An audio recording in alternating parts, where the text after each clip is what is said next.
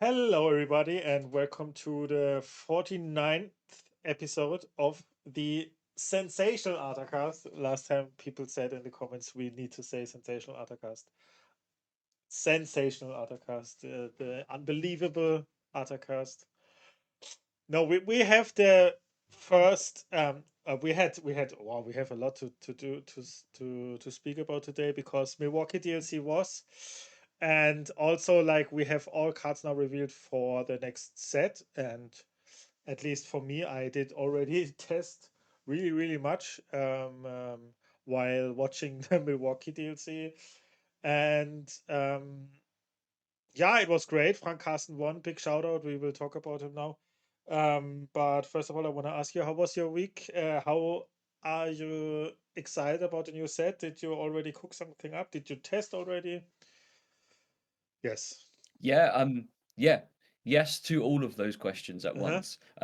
I am very excited. I've been brewing. I've done some light testing, not too much, just some sort of early stuff, enough to check that the proof of concepts hold up. And in general, yeah, feeling very good. I did play a set championship this weekend, Mm. um, and ended up losing in the semi-final to a good friend of mine who we sort of have like an ongoing local rivalry with.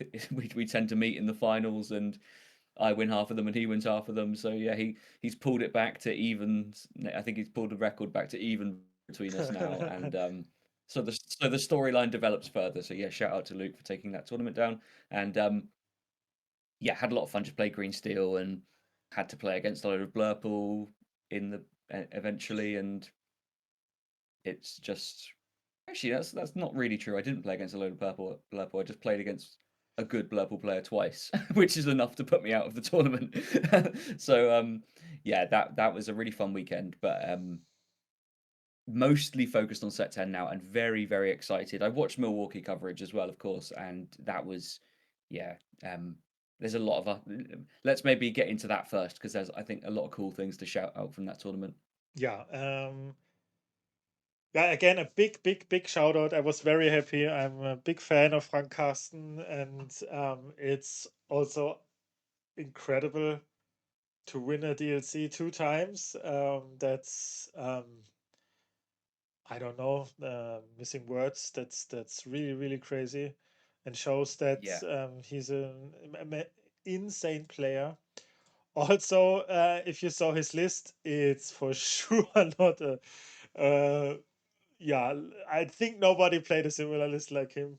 It's like it nearly won. I counted it. It's only 24 cards. If he would have played one more card, then he would have won the Haufen challenge. Um, Yeah, but he the but he highest didn't. profile the highest profile Halfling performance ever seen, I think that would be. So a real shame he didn't include one more one-off because he just misses the criteria. But I think the spirit of Halfling deck building is alive and well with Frank's list here, which is really nice to see. Yeah. For me, people who know me knows that I have much sympathy for a deck like this. I actually really get the decisions why you go for a list like this, and I also think he is such an experienced player. Then then it's for sure no Haufen in like I don't think about it, just slam everything together. He surely has thoughts about this. Um, what do you think when you see a list like this? Um, Well, I mean, I think that Frank has said quite a lot about his own mhm, deck building philosophy, and what you see here with like these one-offs and stuff, mhm, that's very much within that's in keeping with a mindset and an approach to the game that he's spoken about at length before. You know, we saw these Amber Steel lists that he played in the past that kind of had like one piglet or something, these certain cards that are very good in specific situations, and you don't want to see too many of them otherwise. That seems to, I don't want to speak for him, but that seems to be like the thread that runs through a lot of his thinking about the game is he'll certainly make room for one-offs in decks that have kind of like maybe it's sort of one or two matchups on the play only. This can be like a game winning card sort of thing. And he'll very comfortably include it as a one-off in the deck. These things with slightly narrower use cases, they're not good in all situations, but it's a more toolboxy based approach that looks to make maximum use of the very, very forgiving mulligan rule in this game Mm-hmm. to find the things that you need. And also, it extends to making sure that you don't draw too many of the cards that are really powerful most of the time and occasionally bricky, like Dock. That's reflected in 3 copies of Dock in the list, and then electing for 1 Scar, which can perform a similar role sometimes and also excel on certain boards. So, really not afraid to sacrifice consistency, or at least to balance consistency with, I guess, making sure you have access to a lot of silver bullets is maybe too generous because these things can straight up win games, but specific tools that are very good in some matchups. He builds in a way which makes the deck consistent enough that it still functions very similarly every game with access to a wide range of um, yeah, really specific tools for specific matchups. So I love it. It seems to work for him a lot. It's very much his own way of thinking. Like you say, there aren't too many people that have copied this wholesale and kind of running with it. And to be the first person to win 2 DLCs, following the same kind of philosophy and deck building and sticking to his guns is, yeah, Yeah. obviously incredible. Yeah, he auto queues himself for worlds again. So yeah, I mean, he puts himself right there in that. If you're tracking an ongoing greatest of all time player conversation, Mm-hmm. it's hard to argue with. It's hard to argue with DKP's record, but Frank's certainly making a heavy building a heavy case rather for Yeah. being one of the very best people to ever play this game for sure. Yeah, I think yeah, just in general, don't even think it costs consistency at all. Because like No, the important cards are 4 offs, or for me, like the important cards. exactly. And I think mathematically it's just like that you can say not. I mean, you can say I have more consistent. Like I don't know, if you play 4 cost Madame Mim, then you can say, okay, of course I have 4 cost. I have more chance of drawing her if I play 4 copies. That's obvious, but um, I think in average, in a total conclusion of a lot of games, um, every card that you have a multiple copy in your hand loses a bit of value. Like if you have like 2 Madamims in your hand, that's probably worse than a Madamim and I don't know, Raya or something. So you have like a bit more, a bit more edge with your choices that you can have, because neither of these cards, it's kind of an illusion to have more consistency, because neither of the cards you can add serve all roles that you need for a game. So like you can say I play for Madamim, but not Madamim is not like best in in every case. So like if you could say objectively Madamim is best best 2 drop in every case, then play for Madamim. And that's what he did like with Genie and Cobra still. He still plays them as a 4 off. So I think I like the thinking, and he's proven to, yeah, I don't know there's anything to argue about. I really like the thinking. I'm not brave enough to bring a list like this, but I like it. I should be brave enough. So big shout out to you, Frank Carsten, if you hear this. Yeah, amazing. Um, Amazing. Another big shout out for me personally. I don't know, for you probably too, is for Aiden. Aiden came top 8, 10-year-old. 10-year-old. That's incredible. He Yep. pushed. He won against DKP in top 16, pushed him out of the tournament, won a golden Mickey with 10 years old. I can only repeat it, 10 years old, with Ember Steel Aggro. I didn't see his games, but he must have played that deck perfectly. It's completely unbelievable for me. With 10 years. With 10 years, you know Yep. what? I played Pokemon Blue the first time, but the first time I had a Game Boy in my hand, I think with 10 years, I don't know. Um, yeah, just big shout out for me. That's I wanna say for Aiden. I think you can probably agree, Yeah. right? Yeah. Yeah, it's an incredible achievement, obviously at that age. And the biggest thing of all, I think, is which really speaks to like a whenever you see any of these very young players doing well, because there are a few of them around the world that have put up very good tournament results. This obviously, like, being a Golden Mickey winner is on another level, Mhm, obviously. But there are many skilled younger players around the world, and the thing that always strikes me as very impressive is it's not even that like they learned to play their decks well or they sequence particularly well.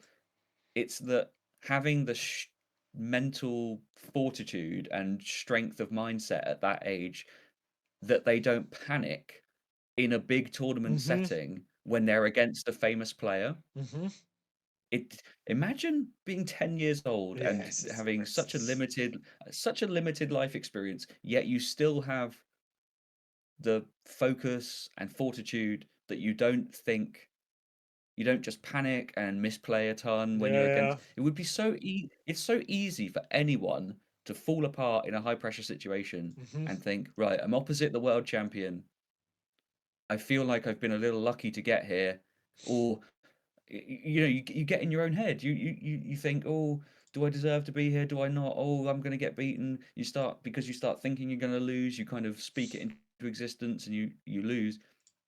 It's that resilience that is the most impressive to me in such a young player, which is, yeah, to be that really speaks like volumes about just strength of character as well as the intelligence needed to succeed at a game like this. So massive shout out to Aiden. It's an unbelievable achievement, and yeah, hope to see great things from him in the future, because if you're doing that at that age, then I'm always wary about saying that, by the way. I think that like child prodigy syndrome is really unhealthy. You know, when kids, yeah, many of us will probably be able to relate to it. I think a lot of TCG players, because we have that kind of mindset, were probably gifted kids who were told, "You'll do so much in the world. We were all pinning all of our hopes and dreams on you. You're all going to achieve so much." And if you fail, we'll all be desperately disappointed. So I really don't want to lean into that, because I think the pressure that gets put on kids to like be a prodigy, oh, you have to, you've got such a bright future.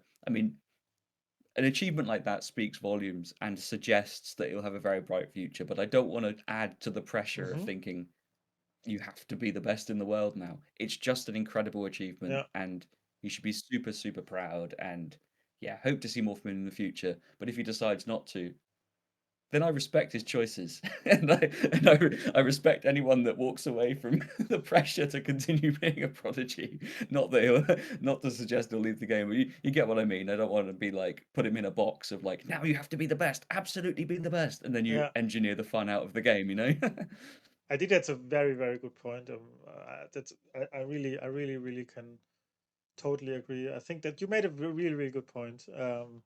I mean, it comes to the mind to say like prodigy or something, but it's like, yeah, I know what I totally get what you mean. I think it's very cool that you say that. But still a very good accomplishment here, and I don't know. It's Yeah, like it's amazing. So well done, Aiden. Yeah. Um, yeah, I think outside of that, it's probably not that worth so much to talk about Milwaukee that much. I mean, the meta game is over. We've some decks overperformed. I think Blurple overperformed in today too, and Dogs. yeah, which But is almost Blurple overperforming is almost unthinkable. You would think, how much higher can this deck really perform? yeah, Well, it turned 30% it turned 30% representation across the whole field into 40% of yeah, day two, yeah, which is just crazy. get this format away from me. I'm so over it. Just I'm Okay, so done okay. thinking about it. I'm I'm I'm just so ready to see the back of it. I need new tools. I need to be able to think differently. When a deck that's like this, I don't know, just this is okay. afford me a small rant, okay? Hmm. Just allow one small moment. If I have to spend any more months of my life engaging in debate about how, but there's skill expression in the mirror about in reference to decks that feature 4 copies of Sail the Azurite Sea, right? Linearly powerful Sail decks backed up with the argument of, but it takes loads of skill to win the mirror. Of course, it takes loads of skill to win the mirror. That is a given in any situation. When the only differentiator is player skill, of course, the player with higher skill wins. But I'm not willing to just continue sitting back watching the dominance of these decks just be continuously overpowered based on largely hinging off the egregious power of Sail the Azurite Sea, which is by far and away the most powerful card in the game. Um, it really wears me down after time when something is so linearly powerful that you have such constrained ability to innovate. I'm not calling for bans or anything. I'm just saying I'm just like straight up bored of trying to engineer decks because I don't enjoy these sale decks. I'm just so bored of trying to engineer ways of keeping up with them because you just can't. Like you just can't reliably. There are some strategies that take a sideswipe at it, and the aggro decks exist and maintain pressure on them. But for the most part, like I don't know. I just wanted to say that this set is has been my least favorite by far of Mhm, any, um, because at least the other ones where there were like hyper. Obviously, the blue deck dominance of the start of set 7 is the craziest imbalance we've seen in the game so far. Um, but that was acted on very very quickly because that was a warranted ban. There's mhm, no warranted ban in this format. So what we exist in is just mhm. this kind of quagmire of, well, these decks are all very good and any given one of them could win, and there's not much separating them, and there's a real lack of responsive tools that interrupt or disrupt any of these strategies in a meaningful way. It's been not a lot of fun, um, and I'm really ready to see the back of it. And to put a positive spin on it, because I don't want to just like dwell No, it's on fine. It's fine. negativity, Um, the positive outlook is set 10 looks really, really good and looks like it has a lot of stuff in it to shake things up quite a bit. Some of it is very, very powerful. So I don't know how many decks will be. I don't think we're going to shake out to like an 8 deck metagame. That's not what I want, even. I just want to feel like I have the tools to come back in games, to not be so draw dependent. I don't know, just get back to some of those feelings of the game, how it was yeah, in the past. Because, yeah, sorry. no, no, go ahead. Sorry, I've Um, talked for long enough. no, no.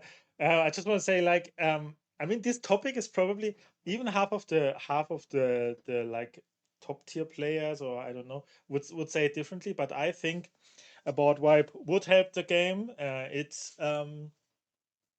I don't know. I don't want to say like, oh, we need a pre-prep bag or something, but I think like we missed a bit like these stally decks that like want to just go up to 7 and then be prep, and then that was a complete own archetype Yep. that's not existed, and but these decks were then like played with aggro, and then it's like I think a board wipe would be more diverse, but it's like it's not meaningful yet now to say that. I don't want to like blame or something. I didn't enjoy the format also too much, but I think a bit more than you probably. But yeah, I'm also very hyped about the new set. Yeah, speaking about the new set, I don't know what how to start. Maybe if you let me, I would just tell you my story. Maybe that goes like 3 or 4 minutes, like Yeah. Yeah. Let's do it. how I started Yeah. testing. I'm, sh- So I'm sure people will find that very interesting. yeah, my thinking was to start in the new set, like what I want to do. I want to mostly play purple because that's my kind of my identity, and I was very interested, of course, of all the purple editions. Um, and I was most interested in red purple, honestly, because I thought like I want to spam all these overstated gargoyles, and then slam my Demona, trade everything up, and win the game then. And that's why I started with red purple. I can show the list now, but in the end, I will show it for the listeners. Maybe it's a starting point for you.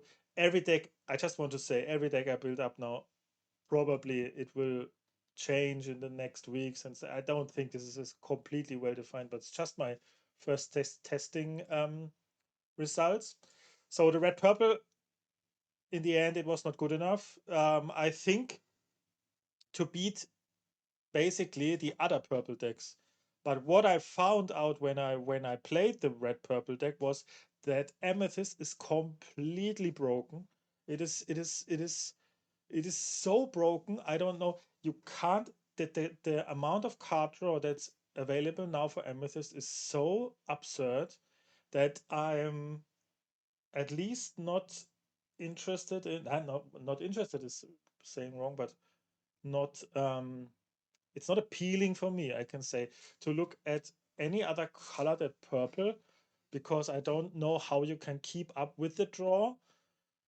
And then the conclusion was for me, okay, the only way to go around that was green in Clarable or yeah, bend to my will stuff or something.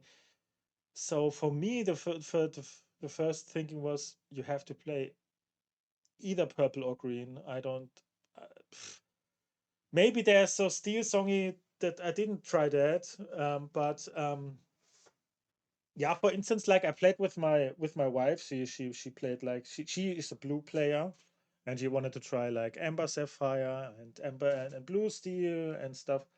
And I don't know. I played like a 3-drop 6/4, 4-drop 5/5, and then I think, okay, to which card you want to ramp? I don't know. How do you win the game? It was so broken. But it's not only, yeah, and then you can't outvalue these decks, and that was my first conclusion. Yeah, and then after testing against all the non-purple decks, I tested against the purple decks, and then the mirror was horrible with red purple in every mirror match, mostly against Blurple and purple steel, but we will talk about that later, I think. And then because purple steel does nearly the same than red purple, but it can blow up the board with strength and Zeus, which red purple can't. Red purple is just a staring deck that you stare at each other Mm. and wait for your Demona. But if your opponent like blows up your board first, yeah, I mean they can and you can't. You just sit there. Then it's really horrible. And Blurple with the new addition of this new item and with the addition of Tamator and this new item, this is such an it's so incredible how how much you draw with the deck. But yeah, just for short conclusion, the red purple deck, I spoke about how it went, but I didn't even explain the deck right. It's yeah, mainly you want to slam like every turn a big character, and then on turn 6 you slam a Demona, and then you trade everything up and win the game. That went very well against everything that's not purple. It's so hard to, I don't know. It's really hard. And also, I tried it a bit against blue green, and there it was surprisingly not bad. Although I have no counterplay to the to the combo or something. So if you play Diablo into Sisu, it's honestly they're so bulky questers. They need to like Baymax shift or something, or they can never trade this up. This new Diablo 2-drop with 3/3 quest for 2, then you play Sisu, then you play Genie. They need to really have fast the combo, or you run away with the game very fast. There's also some other things here. We have this 2-cost Tinkerbell, which is cute, but I don't want to speak too much about that because I don't think it's good enough. Because you can then chip in your Sisu and your gargoyles into lore. Maybe people will find out a more fleshed out version of Red Purple. But I think Yeah, I don't know if we want to speak more about the deck. Or do you want to say something about Red Purple? How is your impression when you see the deck? How can I say? Yeah. So you've raised the big point of concern for me, which is that Yeah. I think the draw power is there. The ability to like freeze the board super early with massive bodies is there. You have some nice proactive lines as well within the deck, so it looks like it all comes together. But for me, the thing that scares me is just having no counterplay into the Prince Philip combo. So I would any of these kind of like straight up stare down decks that freeze the board early. That's the thing that scares me most. But yeah, it's reassuring to hear that you um, I was I have had was some success into green blue. I was really surprised how um just for explanation for the viewers maybe, blue green um is also a new deck. Maybe we show that now. Um yeah, so the thinking was for me, just for explanation for the viewers, like these bulky characters plus the access to Demona are so hard to overcome that you need the combo. You need the Philip combo. Nearly. I don't know. Maybe people will figure out something else, but you nearly need the combo. And the problem about any Prince Philip combo without blue is that you on the draw have a really hard time to pull that combo off because the Philip comes down turn 5 or something, and then you come into the turn of Demona from the from the purple player, Yep. which completely exerts him then, and then they get red up, and then you can't pull off the combo. So the blue green deck is like capable of doing that earlier because they can ramp, and that's how you can win games. But I have really to admit, the combo is not won. You have really not won the game if you pull the combo off, especially against a deck Mm, like red purple, because if you're on the play, you are on 0 cards if you do it on turn 4. If you're on the draw, you have 1 card left if you do it on turn 4. And then I quest till 12 or something, then you make it, you are on 0 lore. Yeah. So yeah, you play that, then I play a genie or something, and then next turn I, in red purple for instance, I can dragonfire it, and then I don't know, I replay characters, and so you need to have a Clarabelle as the last card in the hand. So you need to have yeah, like exactly. um you need to have 2 cost ramp. The 3 cost, the ramp on turn 3 must be the sail, because you can't play the Prince Philip then if you don't play the sail. So it has to be like Yep. sail and then Prince Philip. Then you need to have the spell and the shift, and the best case, of course, like to have a Clarabelle afterwards. So that goes like that. It's like yeah, I don't know, Royal Flush or something. So Yeah. it's um I was surprised how, I mean, against some decks it is game winning, of course. It is also, it can be, of course, game winning. I don't want to doubt that, but I was surprised how you have a lot of time to crawl back, because this green blue deck is then on 0 lore and needs to quest like, I don't know, 6 turns in a row or something. So um yeah, that was my first conclusion for the deck, for green blue.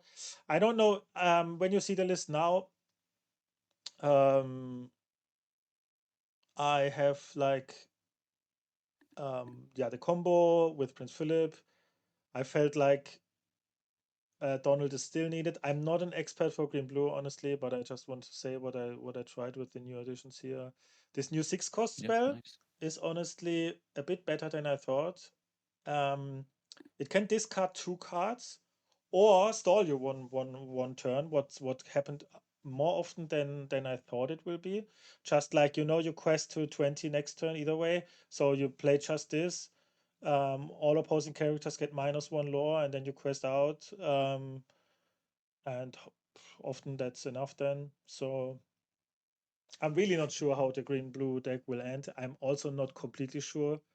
Um, maybe that's too early to say. Nah, it's too early to say, but I'm not sure if the combo is that good, honestly. Um, it needs to be seen, but people will figure that out. I'm not completely convinced. I think the old combo does the job nearly always the same. So I don't know. Mm, And Under the Sea, just in comparison, Under the Sea is good alone. Against aggro, it's very good alone. But here you need always the combo to clear the board. So this card alone, yeah, this three sure. cost spell alone makes nothing. Prince Philip makes nothing. So I could see it being worse against aggro. So you still need some copies of Under the Sea. So yeah, it will figure out how the deck will end, and probably there will be something about this deck. But that was just my level one thinking about purple Yeah, or Prince Philip combo. Yeah. And now I'm finished nice. talking, and now you can say something. Yeah, all makes sense to me. I think that like for me, the level one as it appeared was yeah. I started from a very, very similar point and but drew slightly different conclusions. I felt like the most powerful things you could possibly do. Uh, wait, a bit of context first. Hmm. First of all, before anything else, I felt that the overall increase in stats, like baseline, that Hmm. we see this set, basically everything on vanilla characters and any character really, um, they've all gained essentially +1 stat point. So whereas like a vanilla 3/4 for 3 was your baseline before, now it's a vanilla 4/4 for 3. They all gain just this slight margin of power, um, and the set basically introduces like nothing new and exciting for aggro, but does introduce loads of stuff that outsizes aggro characters and makes their game plan feel a bit worse. Like it's that much easier for most decks to access things flexible, inkable cards that outsize aggro characters, and just in general put a bit more pressure on the aggro decks and make it a lot harder for them to quest freely in the early game. So that was thought number one was in general as a starting point, I'm not particularly interested in playing aggro unless it's like a Hmm. quirky Chromicon aggro type deck. Um, so if I'm not interested in playing aggro, then it's essentially mid-range battles. Um, it's mid-range battling ramp, and within that, the two plans I'm interested in pursuing are a purple deck that curves up into Demona and uses Demona as your tool that just blows out while refilling you with cards. Um, Basically, you need some way of threatening your opponent's board in a big way. The two ways to do that are either curve up into a Demona, exert everything, and take all your trade ups with your well sized characters. So that would lead you towards red purple or purple steel, primarily, as the decks to do that, or a deck that Philip combos. So, yeah, your malicious, mean, and scary into shifted Philip on the same turn. After testing multiple Philip decks, it feels like green blue is the best one. I'm still higher on the combo than you are a little bit, but No, no, no. I I can guess totally see it ending being played. I just yeah, thought yeah. like my thinking was like it's not that big of an improvement. That's just Yeah, sure. what I came to. And against a deck like Blurple, for instance, I think the combo is not that good. You blow up the board, but he gets always answered. I think like you have Hades Yep. and Into the Unknown, so needs to be seen. And the meta is really important for that. So I can't make a conclusion about that. It's Yeah. just my feeling, yeah. But I think your thinking Yeah. is totally right, yeah. Yeah, I think it's very unlikely that the combo is not playable. I think No, it's no, it's no, pretty it's yeah, of pretty course. strong. I know that's not what you're saying, but Yeah, yeah, it's yeah, it's it's so it's going to be a factor in the metagame, and maybe green blue find or some versions of green blue find that they prefer to still stick around on the under the sea combo. But yes, in some iteration, these yeah, Prince Philip decks will be prevalent. So you want a deck that has access to some disruption from that because you don't want to just sit back and let yourself get one-sided board wiped every game.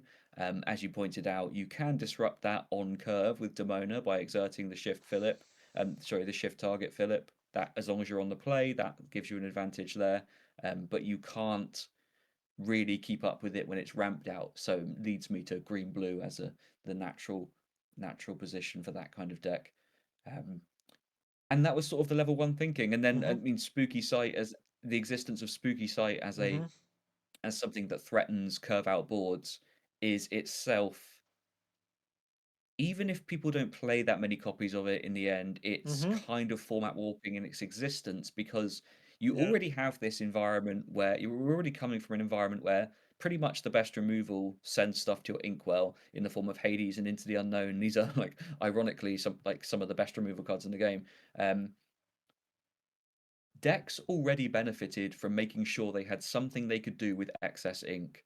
Um, it's a weird little cycle where in the past we used to say that kind of like it was annoying that steel was the natural answer to steel. If loads of cheap characters were around threatening to sing songs, the best cards that answered them early were also steel. Well, if the best removal in the game, if a lot of these like very powerful um, and prevalently played removal options are blue and put stuff into your inkwell, then you also benefit from playing like a reasonably big ink deck. Um, some of the thinking behind Green Steel for me, this set that was basically like if I just shifted to a Clarabelle turn 5 and draw some cards, I force their hand. They have to Hades my Clarabelle. That gets me to the 7 that I need to replay my next Clarabelle. I don't naturally ink that high, but I take these play patterns that force them to ink me up and making sure that I can essentially play a high ink deck. While still maintaining a curve out, and it's exactly the same philosophy and logic that the players on the green perp the green purple Cusco deck, Mm-hmm. Justice and those people like in multiple videos and stuff like said that was very much the logic. So that was sort of reassuring to hear that this is like a way of thinking that smart people are pursuing. So I think that holds up that you want to be doing playing something with which has access to I guess good efficient use, whether it's card draw or whether it's whatever, some way of doing something with excess ink makes me want to play that aggro even less, right? Like I don't want my hand to be like two daisies after I get after my inkwell goes up to 8. I want to be doing something with that excess ink if that's going to be a factor. So all of these things essentially lead me to the same conclusions as you of big purple deck or big blue deck. And yeah, I think we probably have some initial lists we can look at Yeah. and explain Yeah. some of the specific thinking around. Speaking about the spooky, I saw the card and I thought maybe I thought before people go crazy, I thought maybe this could end up being a bit of a trap because like Yeah. um I thought like in my head I sometimes theorize and then I think like okay if I play against like a purple deck and they go 1, 2, 3 genie and I'm on the draw I want this card to help me on the draw. So like Hmm. if I double ramp into this card, so I can turn 4 cast it, then I make this turn 4. Then I ramp him up to 7, and then he Yep. can play like double genie or something, and maybe I have another copy of this nonsense card in my hand. So I think like I thought like maybe this ends up being not played, but when I was testing it, um in the end game it's good often, but in the early Okay. game Yeah. I don't think it's a good line to go for that card in the early game. I think you lose too much tempo nearly always because I don't know, maybe against these Tiana decks if that still exists or something, but against a deck that has card draw and against an opponent that who isn't completely brain dead and just slams his complete board and slams his complete board onto the without any card draw, then I think it's not a good line to go for that on turn 4.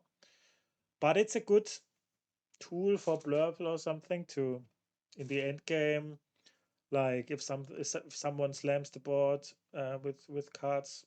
Um, but it's I had some crazy games where with Purple Steel against Blurple, and they made this 2 times. I had like 24 ink. Then I slammed Demona, Genie Demona in one turn or something. Like it's it's so Yep. stupid. So it's like Uh, Yeah. um, Yes, he's one of those cards that it has an effect on the game just by existing, I think. yeah. The threat of the fact that it can happen, as long as at least one deck plays some number of it, that will have an outsized impact on like what you can Yes. play because there are some very linear aggro strategies that it will completely shut down Yeah. Yeah. and you Yeah. just Yeah. can't really run the risk of just like hitting this thing that has the chance of just ending the game against you. So just in its Yeah. existence, Yeah. as long as long as the card exists in the metagame in some number, one of, two of, in 1 to 2 decks, it should have an outsized impact on what people can play. Again, which pushes you away from this linear aggro stuff and more, which by extension forces you into the mid-range slot, and you just come and battle with the rest of us that are trying to essentially pull off one-sided board wipes. Um, yeah, that's where it feels like the starting point is to me, at least. Yeah. Maybe we look about on my Blurple and then on your Purple Steel. Uh, Yeah, cool. Yeah, um, nice. so just for the listeners, I this is my my first Blurple list. I think it's not too. The problem is for me like all these gargoyle cards are a lot worse in Blurple than in the other purple combinations. Hmm. Especially Demona because I don't know. Often you're behind on board, and because you ramp in the early game, and then you don't have these boards that you like completely can blow up with the Demona, and often feels like in Blurple if you're ahead, then you don't need that. So it feels like a win more card a bit. Um, but I still have two copies. Maybe if like decks like dogs or something still exist, so you could maybe like hyper ramp into her to exert all the opponent cards. I mean, that could be Mm, something that I don't know. I really don't know. I'm on two copies now. What I can say is like I said, the card draw with Tamator and the new item is really stupid. I think that will replace probably like the second star stuff, which was really clunky against Akro. Um, hmm. it's stupid. You can't outvalue this deck. It's not possible for any. This is so. If you get two items with this Tama drawback, that's way better than two popsicles in the past. You have to, you. Yep. It's absurd. I mean, it's low. It's low. But if you manage to, I could also imagine like maybe in the future we get more monsters because maybe that's needed then to catch up or something. Yeah, needs all to be figured out. But I think this will be a good addition for the deck. Outside of that, maybe some copies of Spooky Side is good. And yeah, I know you don't. If you see the deck list, you probably um, get angry already. But Angry is maybe a step too far.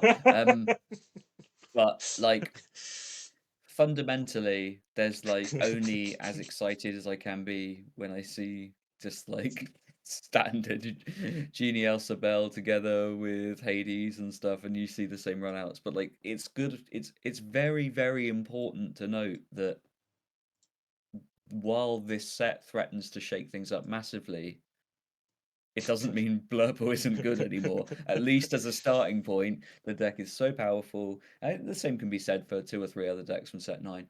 Um, but yeah, this makes a lot of sense to me. The only thing I'm semi surprised about is that Dumbo continues to make the cut when there's so much card draw in the deck. I would think that Dumbo is one of those Mm, like more yeah, situational, absolutely. clunkier.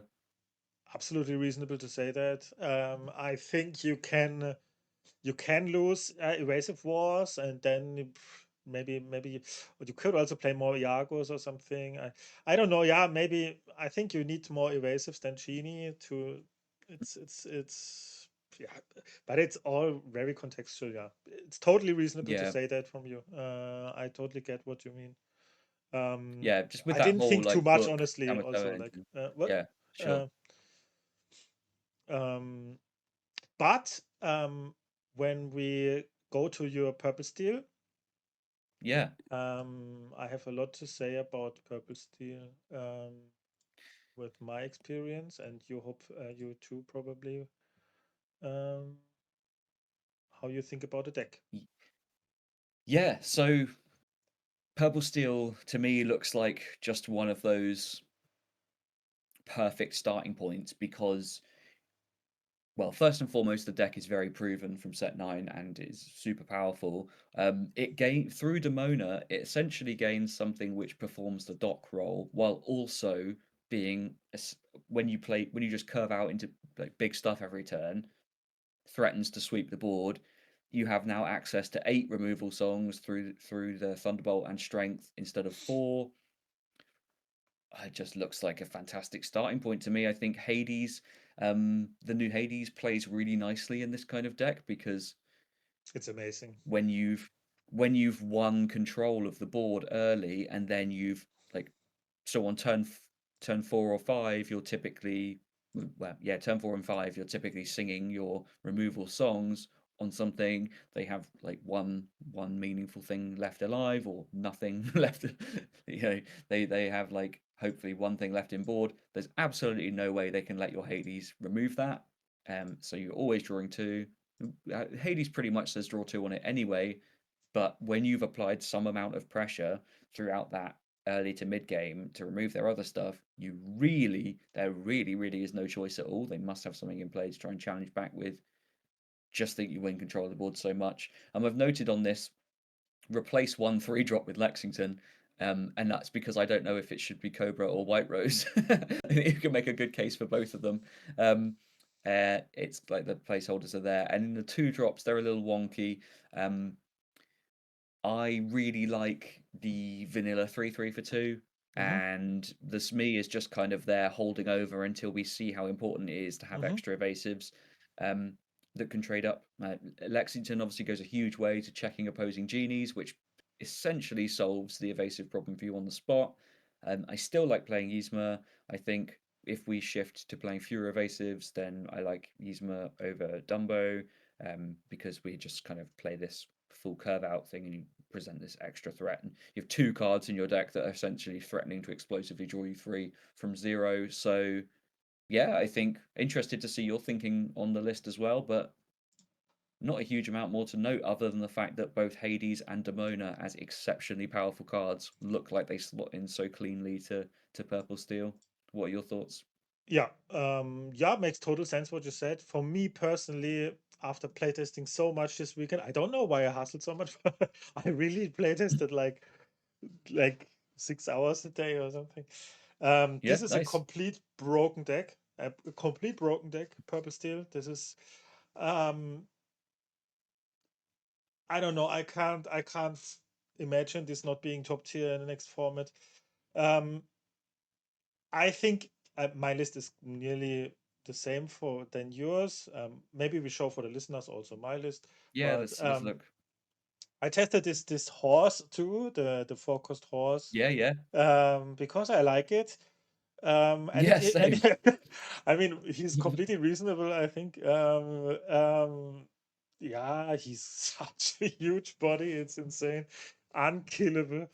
Um, and can sing your Thunderbolt really good, honestly. Yep. And yeah, he's uninkable though. That's a bit of a problem for him. But Yep. I personally, I don't know. I still like Dumbo over Isma because you want to most of the time you want to curve out into Hades and then you draw two and then you can't use the Isma. Like if you play Isma on 4 and then you play Hades, you probably Mm, draw two and then you can't use the Isma this turn. So he needs to sit there. And Dumbo is evasive, but it's like it's. I think it can shake up in both ways. I don't want to say what I can say is it's hard to beat this deck. Um, yeah. the Blurple matchup got way better, really way better because for multiple reasons. First of all, the the 3 cost Lexington is absolutely huge because Yep. they yeah, they can't genie Elsa Euro.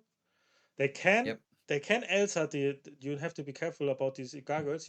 They can alter the gargoyle, the Lexington, and he won't ready next turn because you have probably more than 3 cards in your hand. So you need to be Yes. careful of that. But at least he freezes then, and then he's still there, and you can play another Lexington, for instance, and then they can't turn their evasive sideways. Um, the card is huge that it's so different than the 3 cost genie. Maybe you play both, I thought about, but that needs to be seen. If you play like the genie and this Mm, Lexington, that needs to be seen. um yeah. but what make the matchup so much better is that you draw a shitload of cards, and then you can Yeah. you can spam the board way more than in the past, because in the past you needed a dog most of the time to go wide, and then but here you make this Hades. They always let you draw nearly. That is it's not possible that they don't. And then you play Demona, and you draw so many cards. It's absurd. Yeah. It's and that enables you to just go so wide. And then they need to spooky you. So I think maybe that card becomes but I don't know if that helps you much as the Blurple player, because like they ramp you into you can chain these cards. It's insane. Yeah. Yeah. Um, Yeah. You they need to then they need to let your Hades destroy their character, that you can't like continue to draw a lot of cards, because then that breaks the if you're an 18 ink or something and you Hades something, and they need to let them destroy your character, because they don't want you to yeah. completely You can't like draw two. Yeah. yeah Yeah. yeah yeah. And it's it's it's absurd. I think this is such a Yeah. powerful deck. It's um you can't outvalue this deck without purple, and purple own I think only Blurple, yeah, it seems to be like is really playable. So yeah, it least seems like an extremely strong deck. Yeah, and the upside from the past didn't change. You're still great into aggro.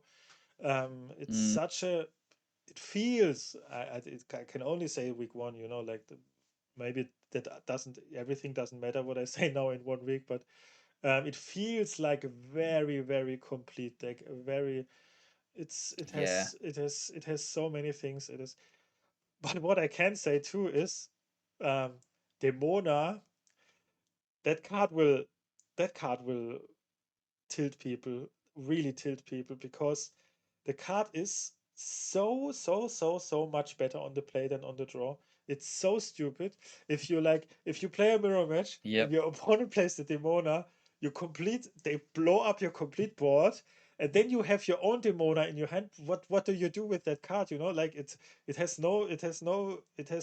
And additionally, not only that, additionally, the cherry on the top is that if you play the Demona, your opponent draws up to 3, so all their gargoyles are frozen too if you want them to be Yep. frozen. So you blow up the complete rest of the board. The gargoyles are frozen. I don't know. You can't lose. That is so. Is so. Yeah. It's that's a bit threatening, honestly. Like who plays first at Demona is so ahead, and that needs to Yep. be seen how you can shake that up. Um, so purple steel mirrors should feel awful. Like Yeah. I could imagine. I don't know, but I didn't play it. But like it was already like very swingy with the strength lines, but then with this Demona too, ooh, ooh, but needs to be seen. Yeah. It's a very very complete deck. The sorry that I talk so much. I'm No. No. finished. I. Yeah, sorry. Oh no. I was just gonna say. I really. I think you've hit the nail on the head there with describing it as a complete deck. Yeah. While a lot of decks post rotation kind of felt a bit like they were trying to reinvent themselves a little bit Mm-hmm. in the way that they used to feel, but without really key parts of their identity. This kicks the deck over into feeling really complete to me, and it comes right down to just like synergies that cards that are independently powerful but also Mm-hmm. really flow together so nicely. So one of the things that I just wanted to highlight from my testing, one of the reasons why I'm playing 4 Thunderbolts, is that the Thunderbolt is really, really good as a removal Mm-hmm. action, as a removal song. When you have curved like Genie into Hades, and then you're setting up a Demona turn on 6, so your Genie isn't a great challenger, so it's a perfect candidate to sing Thunderbolt on something, which maybe it's a little overkill, Mm-hmm. but you're emptying your hand by singing without using ink by singing songs like Thunderbolt. Your Hades is like the best deity and gains challenger +2. Your Hades like challenges for 5 on the so you empty your hand by playing songs, remove something that you maybe couldn't otherwise interact with. Your Yeah. Hades is in play, ready to go. It gets Challenger +2 as it's a deity. The Demona turns it sideways. The Hades then, after drawing 2, it like trades up or just lives while hitting something big. It is really, really crazy. It's so unbelievably efficient, and yeah, I just think you couldn't really describe it better than saying this feels like a complete deck. Mm-hmm. Um, whereas others still feel like there are some things to work out or some missing pieces. This very much has a plan. It's very resilient plan, and it has all of the tools it needs to execute that plan perfectly. Yeah, the during my testing, the matchup versus Blurple, that was what leads to me to think, oh, okay, that's because even we didn't even talk about it. Like Frank Cast in the final, he won a best of Yeah, 5 against Blurple. So it's like it yeah, was right. so everybody that says it's like a 70-30 matchup, it wasn't. I think it was way closer than that. So on the play, you're still favored, and this looks like purposely got so much more than Blurple for me. Like Yep, the draw power already also like it's so more consistent than with dog because you don't have these stupid double dogs in your hand sometimes yeah, um and sometimes you have a hand and then you think, oh, my deck is so powerful because you're on turn 6 and you can choose if you play another Hades or Demona and you think, I don't know how to lose this. So it's like it feels really, really, really strong. And yeah. yeah, and has good aggro matchup. I don't think this deck should be afraid of any aggro deck, while No, also on the same. I really think should be a very good day one deck. I would be really surprised if it would yeah. not. Yeah, I'd be so shocked if Purple Steel doesn't shake out to be like heavily tier 1. yeah, yeah, It's yeah, it's great. First suggestions are it's very, very good. Yep. yeah. What do we say about our baby, LD? You built a deck, What do right? we say about Yeah, green purple? yeah. Well, there are some things to say about green purple. Um, not all of them are positive, but there, there are there are some things to say. Do you want to have a look at the because one of the decks that I've sent you is a green Yeah, purple yeah, brew. Do you want to have a look at it and I can kind of talk you through some of the yeah. wonky thinking going I'm on here? very interested, of Um, course. yeah. So I don't know if this will be adjusted for the listeners and viewers, but there are a few placeholders here based on cards that aren't up on Dreamborn yet. So I'll talk you through it. Um, you made a very, very good observation to me about the card Scrooge McDuck that I think it has the potential to be amazing in some matchups and can almost like some decks are sort of just what they do against it. It's gonna just just sort of stick around forever and a very, very flexible card. That if you can kind of play it on curve, does some good things for you as well, but just sneaks in nicely and is a very, very resilient quester. So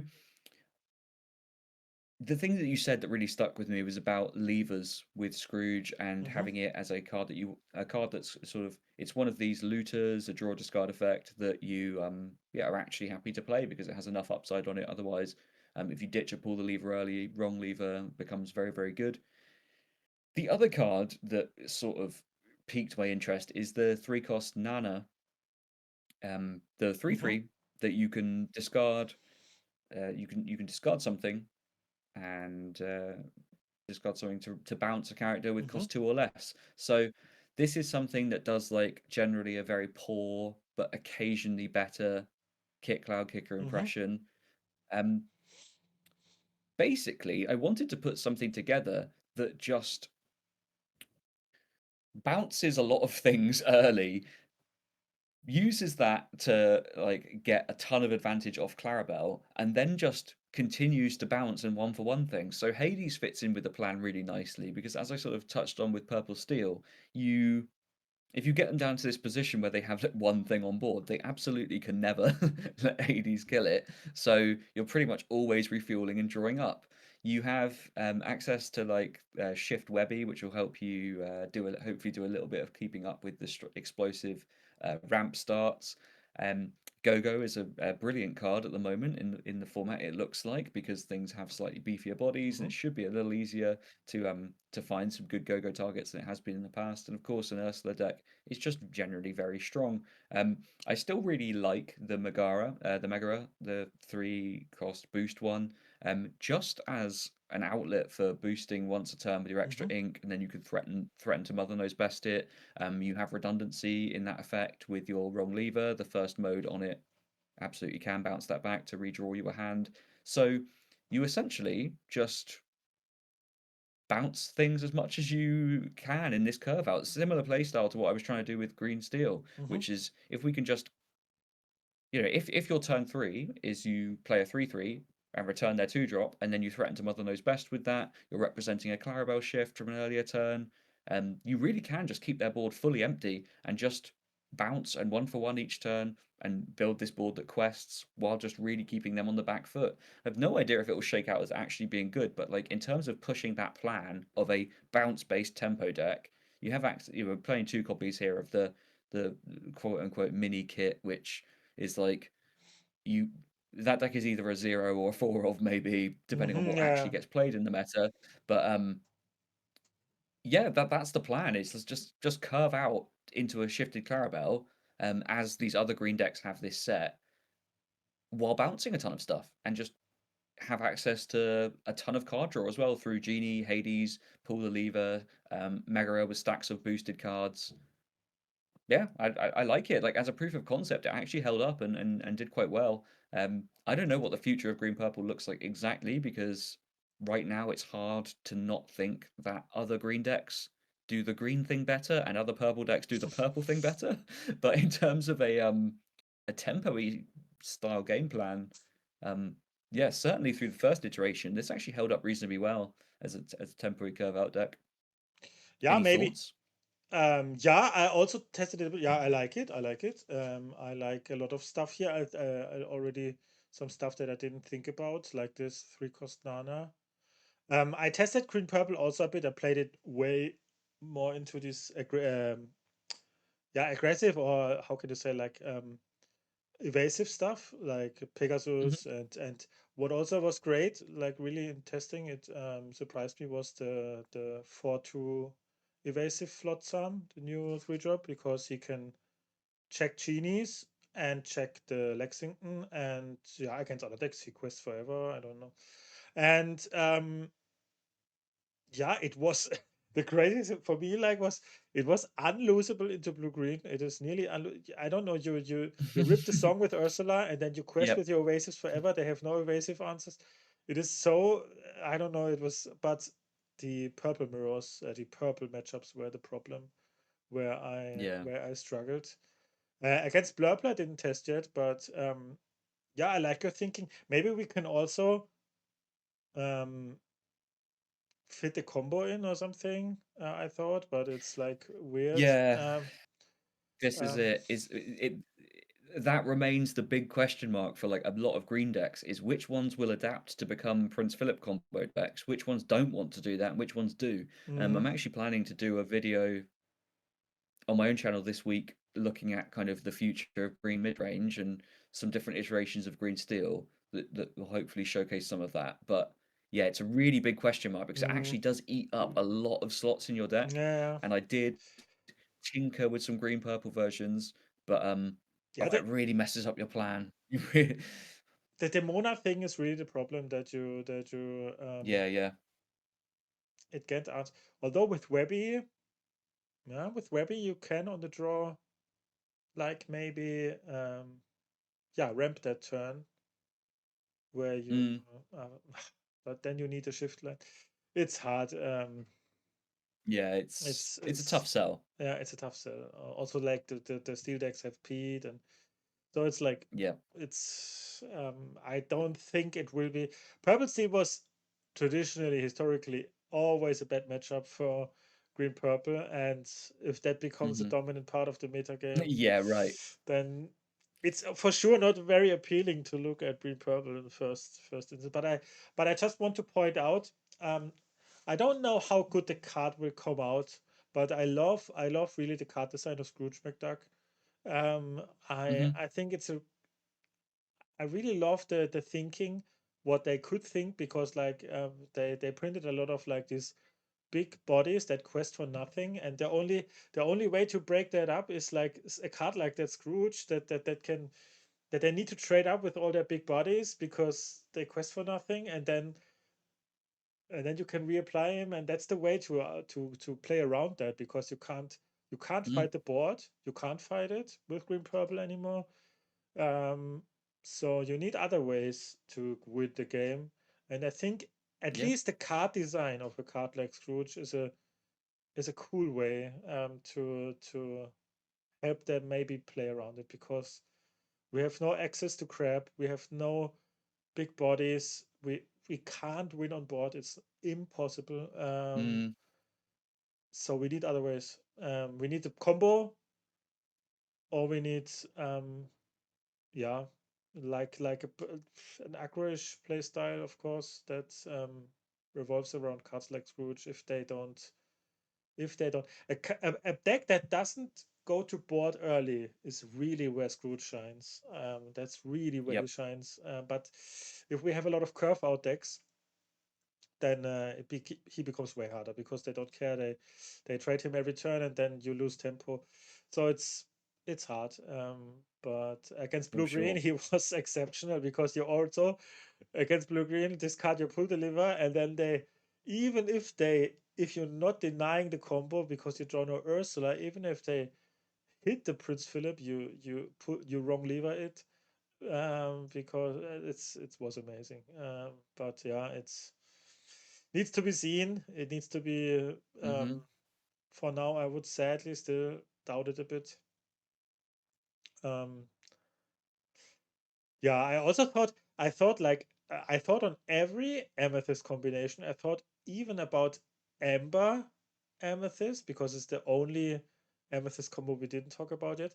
Because they have Hmm. the best removals, I would say, in the game right now. Because they have like this. Not the best removal, not the best. Nah, Steel has the best removal probably. But they have like this worst criminal minds, and they have this evasive killer song, killer action. Yep. So, but the rest of the deck is, I don't know. I try to build it, and Yeah. yeah, there's no Ember card I'm interested in playing. The Mowgli can deny the blue green deck also a bit, but it's like, uh, yeah, doesn't come together for me. I don't know. No, Yeah, no, I'm um, with you. yeah. But you also built a green steel, right? Yeah, and yeah, this is like such an early draft of this version. Like I say, I've got a few green steel decks ready Mm-hmm, to go that I want to talk about a little bit mm-hmm, over the next week or so, and hopefully get a video up on. But again, this is a tough one because of the outstanding cards that aren't on Dreamborn yet. But yeah, hopefully, we'll have a version up for the yeah. viewers when they see the final. Um, the um, the thinking here is that what I was trying to do with Green Steel last set was essentially tempo your way towards a Clarabelle, and then through all of the bouncing you've done with your Mother Knows Bests and Maxes and stuff, you draw a ton, and you basically just stay ahead in that, and you just start using shift maxes to replay songs every turn, and you win board control and retain it that way. And the card that I'm interested in experimenting with here is Goliath, specifically Mm-hmm, because we can push this kind of game plan of tempo our way up the curve, mm-hmm, singing lots of, you know, on turn 4 we sing something and then we buy it back with Max. Shift Webby gives us another option to sing really early. We can play more Your Welcomes and that sort of thing. I'm looking to use so whereas previously this was a dock deck that did a lot of like bouncing your own docks um, to replay the dock and keep drawing. Now you just kind of progress your way towards Goliath, and with Goliath you have this effect that essentially mirrors what Doc's going to do for you. It's going to draw you it's going to get you to 2 cards, um, but using its mirrored effect to our advantage by ensuring that our opponent's hand stays overfilled with Mother Knows Best, with Your Welcome, and buying back our songs, so that we can continue to replay them.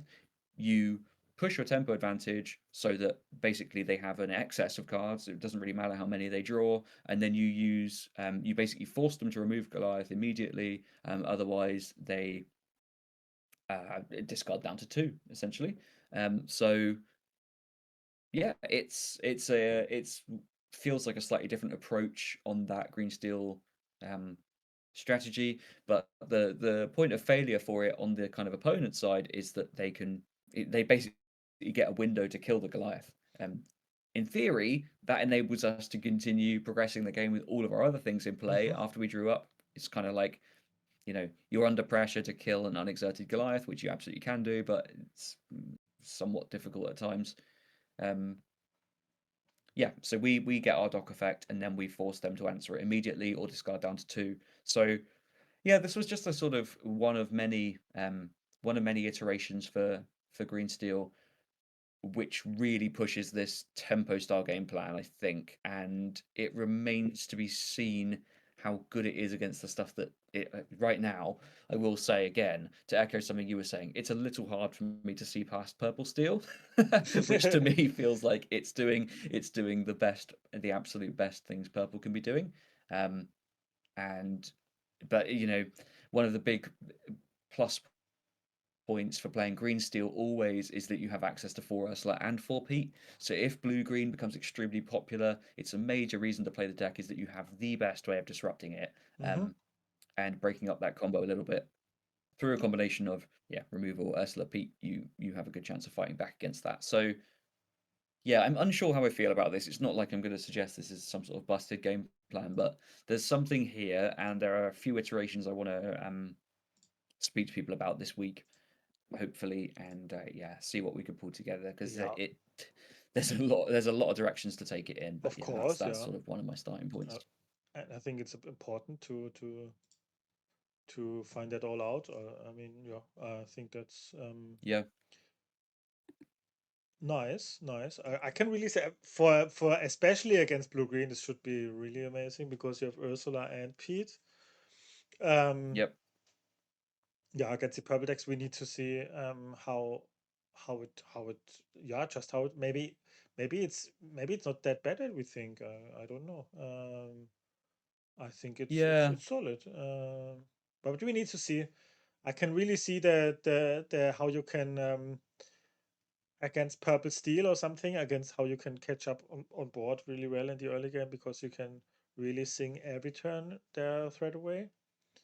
If that's exactly. if that's Yeah, this works, is it. Is I can totally see that. Yeah, you stop them building up to these boards where Mm-hmm. like a Demona ends the game for you, Yeah. and you also make the draw side of their Demona so much worse by keeping things back in their hand, and making sure that like that's not the basically, like as we've experienced through testing, that dream run out for Purple Steel, which I call it a dream, it's quite common, of just curving up into a Demona and then refueling with your hand, is certainly one of the most powerful things you can be doing in the game. So the two ways that you stop that being quite so powerful are controlling your opponent's board, so that when all your stuff goes sideways, they don't have enough to trade into everything. And that's a big ask in the early game. The other thing you can do is make sure they don't get as much value off the draw side of it. You can like push them so that they have to Demona for board control without getting the card draw, which is like, I realize it's not terrible because it means they do already have 3 cards in hand. So it's kind of like, who cares? Both routes leave them with 3 cards in hand.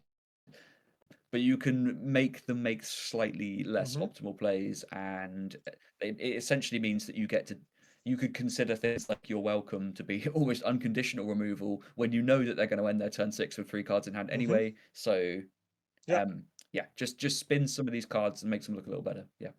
totally. Also, you can freeze maybe sometimes their their gargoyles with your welcome. Like they have Yeah, three set of absolutely. gargoyles, and you make your welcome on the genie, and then all gargoyles are ready. That I have to say, Yep. in general, the gargoyles effect are way more restrictive than I thought they are.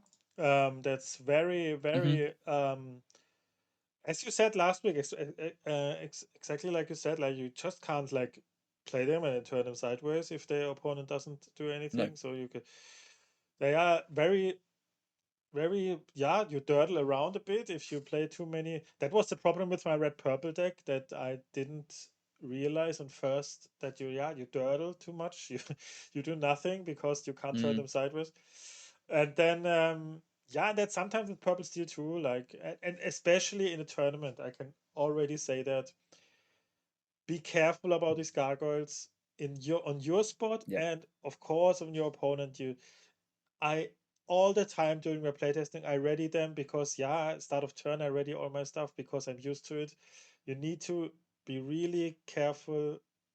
These gargoyles don't ready when you have more than three cards in hand, and I forget that all the time. At least Yep. I'm maybe I'm too stupid, but I think that happens very naturally, that you ready your cards at the start of your turn, and Mm. especially an opponent can use that if you don't be careful, just reading all their stuff, and then, yeah, if you don't say something, yeah, they maybe get away with that. I think there will be a lot of Yep. things with these gargoyles. A lot of Yep. yeah, For I could, sure. yeah. So be careful about that. That's just in general advice for me. Yeah, that's that. What do we Yep. else have to say? Do we else have to say something? There's are there some cut? I want to talk about it, Cindy, just because I think Yep. I can do it because I feel so good now. No, I don't. I just want to say I think this card. I don't know. I tested her. She feels completely unplayable to me. I don't know. Maybe I didn't find it out. It's such a clunky card. Because people may ask why I didn't play her. I tried her in blue green, and then I just don't see it. Maybe I'm don't find the right combinations for her. But the only good line with her was you can do turn 3 Cindy, turn 4 Cindy, then you can double ramp, and then you can even hardcast the shift the Philip, the Prince Philip. So you can turn afterwards. You can like you play turn 3 Cindy, you ramp 1, then you are on 5, then you Yep. ink up to 6, play Cindy, ramp twice, so you're on 8, and then you can hardcast the Philip. That was the only good line, but in every other case, it's such a clunky card, and even that, if your opponent is not doing, you don't do anything. You play turn 3, nothing really. You play turn 4, nothing really. And if your opponent, Hmm. I don't know, I was just too fast with any of my decks to, I don't know, if then comes a Pete Mm. or something, it's completely lost. Yeah. Yeah. So I didn't see the card. Maybe I just want to say that because maybe people are surprised why I don't play these in my blue decks. Um, Mm.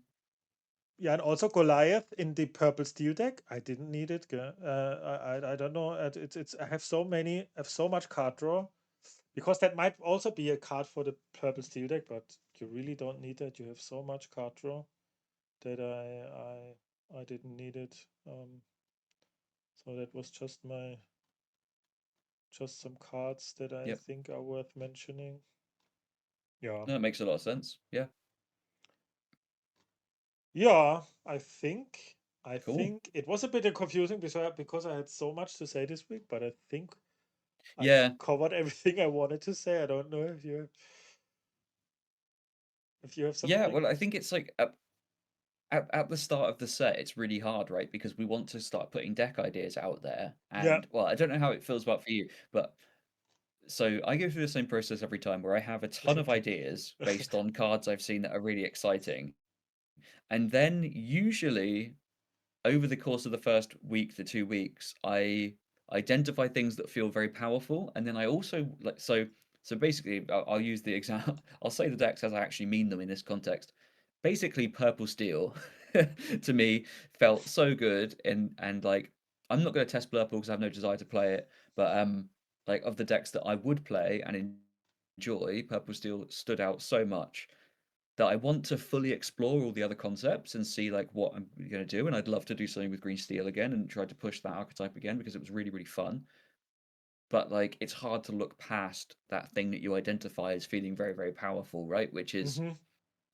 you start with a load of ideas, you discover that one of them's good, you don't want to drop all of the others, and you also are trying to establish what like all of the level one rules of the format will be.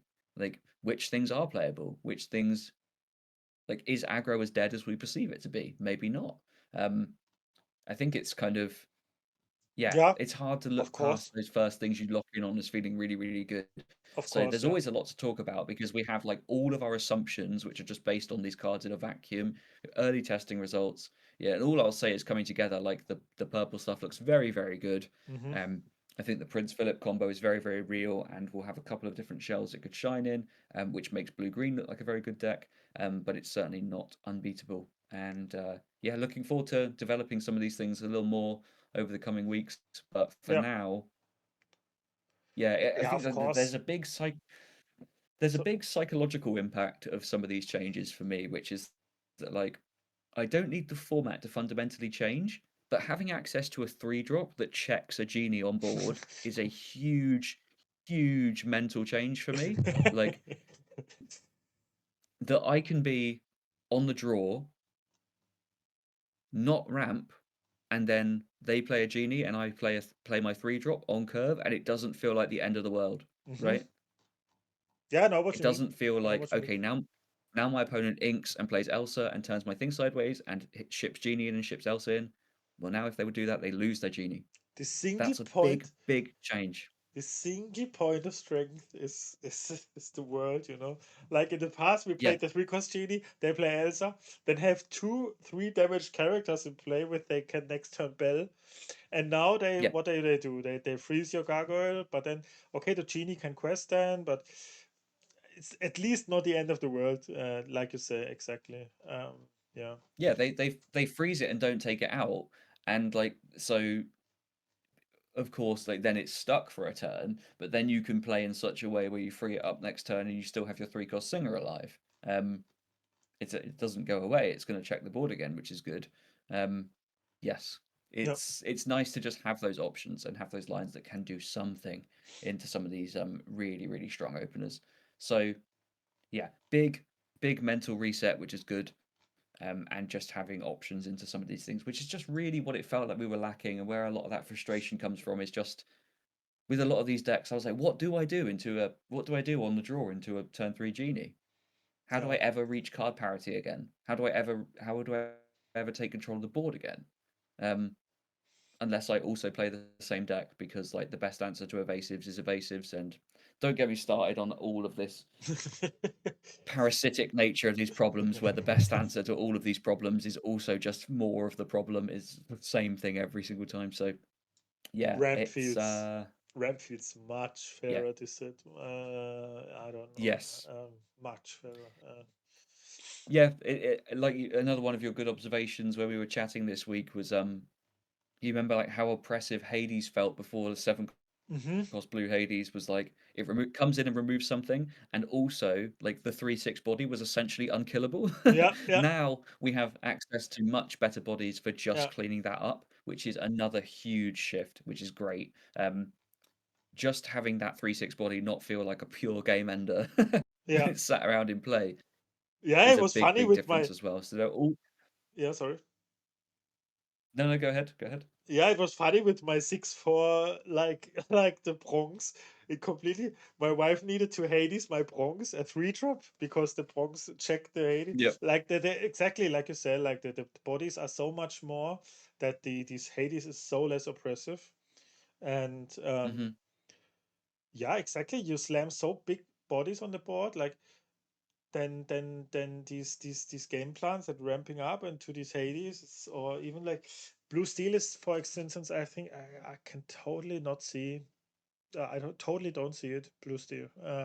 Mm. You have you have I don't know to which card you want to ramp to completely take over the game.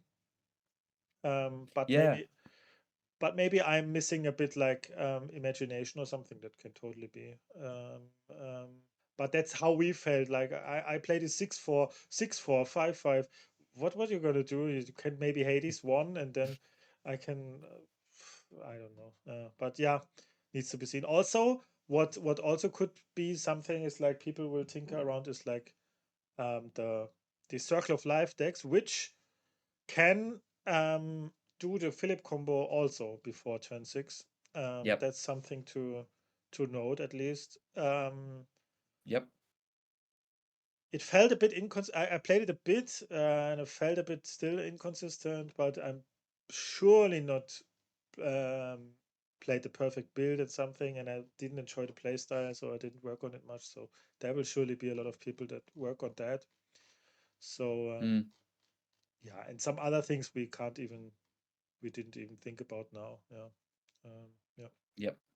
Yeah, lots to come over the coming weeks and lots to be excited about, which is great. Yeah, really looking forward to it and looking forward to getting more testing in and Yeah. seeing how things shake out.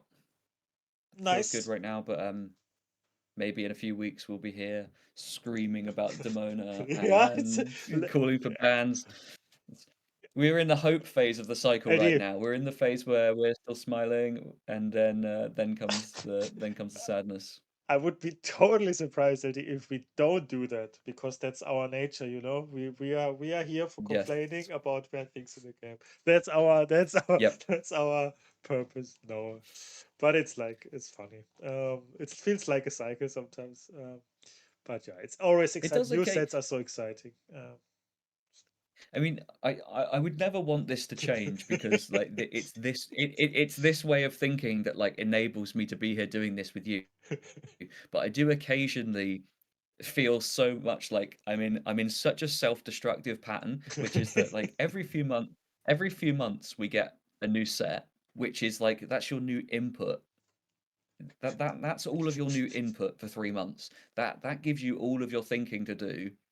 And then as soon as the spoiler's done, I and even when when the cards are being spoiled, I look at all the cards obsessively and I'm like, consume, consume, consume. Let me think about everything. Let me Yeah, just yeah, imagine every single let me imagine every possibility with these cards. It's like you start to go like Doctor Strange mind, where you're like see every possibility of how these cards play out, and then you hook in on the ones that look really good, and you do your best to work everything out and try to like understand the rules of the format, solve which decks are yeah. good. Then like focus, and then like that's week two that you worked everything out, and then week three then week three you optimize the deck that you think is good.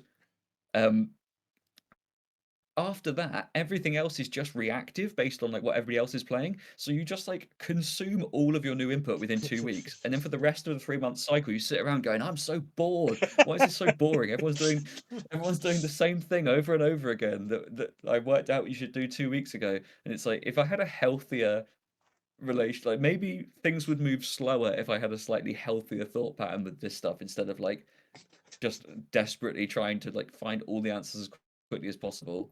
Um, but yeah, again, I don't think that I wouldn't want that to change because it's that enables us to have like interesting and valuable conversations like this nice and early on, which is really useful for people. But then by the end of every cycle, I'm always like complaining about being bored, but it's really my own fault completely. There's nobody else to blame for the fact that I get bored of this stuff. It's that I, yeah, do it all as quickly as possible and then just sit around going, hello, new cards, please. I need, can you fix all these problems now? Yeah, Yeah. people love you for exactly that, Eddie. And it's so funny because like it's so funny because like always when this new set comes, I think every one of us makes also like this illusion in himself. Like now we do Yep. it. Now we find a deck that we beat everyone. We go 9-0 through every tournament because we completely know what to do and but it's like we only get small edges every set if we are Yeah. good, like if we are good players. So And, yeah. and the other thing I find continuously hilarious about the whole process is when people like develop some of these decks and hone them, like maybe within teams or within closed communities and stuff like that, you quickly lock in on an answer, and there's like this month-long period or something where people try to maintain the facade that they can ever keep these things a secret, or that they are the only people to have this idea, where it's like, right, I've got it, guys. Nobody talk about purple steel. Let's hope that nobody else realizes that Hades and Demona are good cards in purple steel. We just look, as long as we say nothing, nobody else will try and play the new legendaries in an already tier 1 deck. It's fine. Just like lock it down.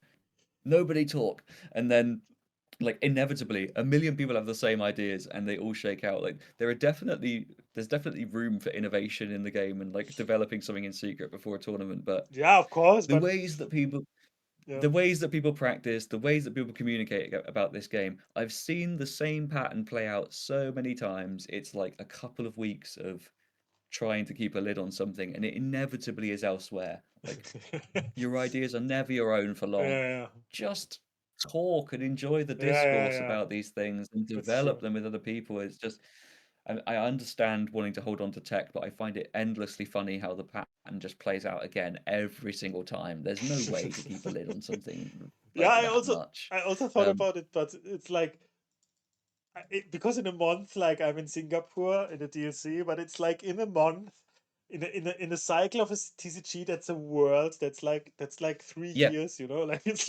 it's I can talk about everything. I don't need to hide everything. That's so yeah, that's a exactly. lot. And by by by the time the tournament comes around, the format will be completely understood. Like at some you will have basically got antsy and put out like your full guide to your deck or something. Yeah. You will have talked about you would have talked about the deck that you enjoy the most on the podcast, and then you'll turn up to the tournament thinking no one's practiced this format more than me. And what you should be thinking is nobody has coached their opponents how to beat them more than you have. Like that, like you essentially you're like, I had all these ideas, fantastic, and then it comes around to tournament time, and it's like, oh, maybe Oh. it's not such an advantage to be talking about your thoughts so much. Okay, Ah, but right. that's the Where do we go from here? yeah, that's the But curse.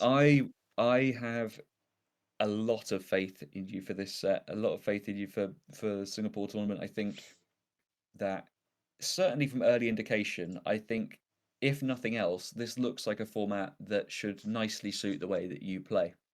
Oh, You know, thank you, thank you. like I think I Yeah, I also think so. I like this yeah. more.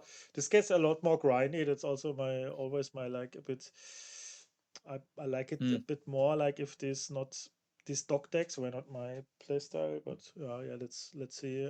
yeah, Let's see how it turns out. I plan to write a guide also for a deck. Maybe it's purple steel, but we will see. I will maybe announce it next week. We will see. Yeah. yeah, nice, cool. Okay. I think we're done then. Yeah. Um, Yeah, I think that should be it. yeah. Okay, then thank you everyone for watching. Tell us your thoughts in the comments. And till next time, and bye bye. Bye bye.